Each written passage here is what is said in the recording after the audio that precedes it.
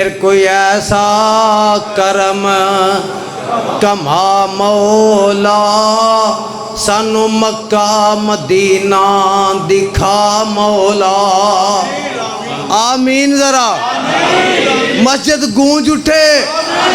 आज हरम ते मस्जिद नबी दी आमीन वाली याद ताज़ा हो जाए।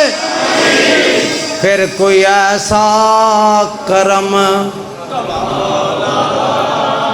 फिर कोई ऐसा करम कमा मौला, सानू मक्का मदीना दिखा मौला। माशाअल्लाह।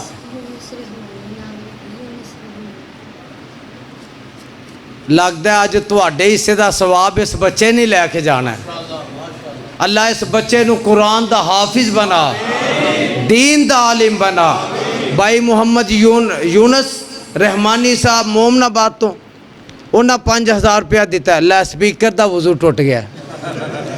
इत्थे हुक्मराना दा टुट जांदा सी, स्पीकर की करे।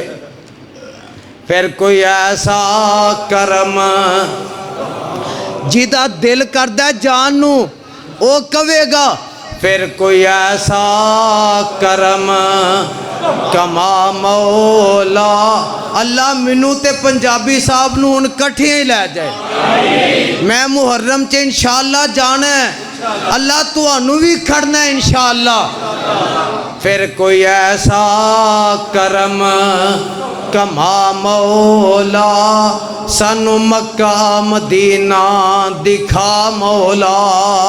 विजय लैके खलील दे डेरे दे लोकी जांदे ने चार चुफेरे दे।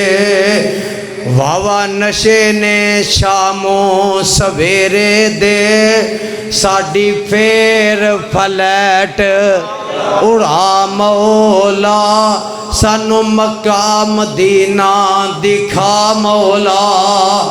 डियो पैपसी कोले किस कम दे, मंगा टूटियां कूलर जम जम दे। मलक साहब मैनू याद आया, मैं जदों गया था ना, मैं तवाफ करके अक्सर बंदे प्यास लग जाती है, मैं उत्थे बैठ गया ते ना वो रेडी कूलर वाली ना बंदा लैके पे जाए। मैं उन्होंने आवाज़ दी कि बोतल च पानी पा दे। मैनू आंदा पहला मैनू जफ्फी पाओ। और मैं क्या मैं पानी मंगना पिया, तू की प्याना है? आंदा तुसी यजदानी साहब हो। मैनू आंदा तो तुसी अब्दुलरऊफ यजदानी हो। मैं हाफिज साहब बहावलपुर तो हाँ। मैं उमरा करके वाल कटवान गया उत्थे सलून ते, उन्हें मैनू फड़ लिया। मैनू आंदा तुसी यजदानी साहब हो। ना मैं हाँ करन जोगा, ना मैं ना करन जोगा। मैं आख्या यार शक्लां जियां बंदियां दियां शक्लां होंदियां ने। आंदा अच्छा। उन्हें मोबाइल कट के ते आंदा वेखो तुसी हो। जदों मैं जेले गया ना, वो डिप्टी ने तकरीर कट के मैनू आंदा ए तुसी हो। मैं क्या जे शाकी अजे भी शाकी जे मैं नहीं ते। अजी साहब मैं वो जड़े हमाम ने 2 नंबर उतो मैं वजू करके बाहर निकलिया, एक नौजवान ने मैनू फड़ लिया। मैनू आंदा अंत अब्दुलरऊफ। मैं क्या नाम?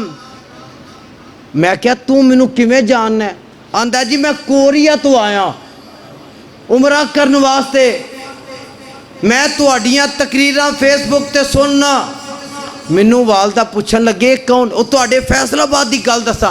वो थल्लियों अज साहब बेसमेंट चो मैं वजू करके उत्ते आउण लगा, एक दूसरे नू आंदा भरा नू इनू फड़ ले अब्दुलरऊफ ही। मैं आख्या जे मैं खलोता तो इनू पक हो जाना। मैं टुरदा रहा ना, सीढ़ियाँ चढ़ते रहा उत्ते।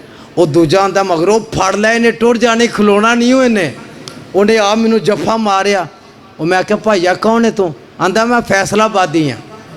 पता ही लगा फैसलाबाद दे लोकी दीन नाल मुहब्बत करने वाले ने।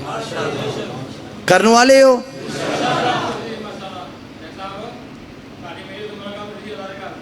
जी पहली दफ़ा याद कराया हाजी साहब ने जदों मैं 1999 विच गया। अलहमदुलिल्लाह बजुर्ग मैनू उत्थे भी मिले, मेरी इन्हां दी पहली मुलाकात हुई। अल्लाह सारियां नू लै जा, हौली आंदे हो।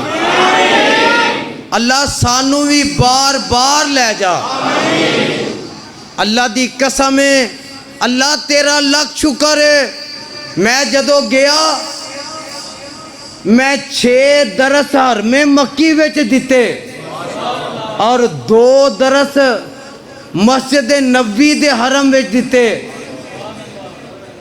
मैनू पहले मेरे को उर्दू सुनन ना, पहले जदों मैं आधा पौना घंटा तकरीर कर ला तो फिर पता की आखन, चल हुण पंजाबी नू जोड़। आ पंजाबी साहब नहीं, मत तुसी कुछ होर ही समझ लवो। कहन हुण पंजाबी च सुना।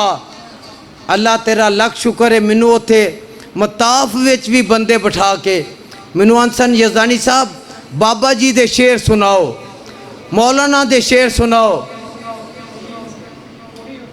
डीओ पैपसी कोले किस कम दे, मंगा टूटियां कूलर जम जम दे। साडे वगदे हंजू तां थम दे, हरम पौड़ियां फिर चढ़ा मौला। फिर कोई ऐसा करम,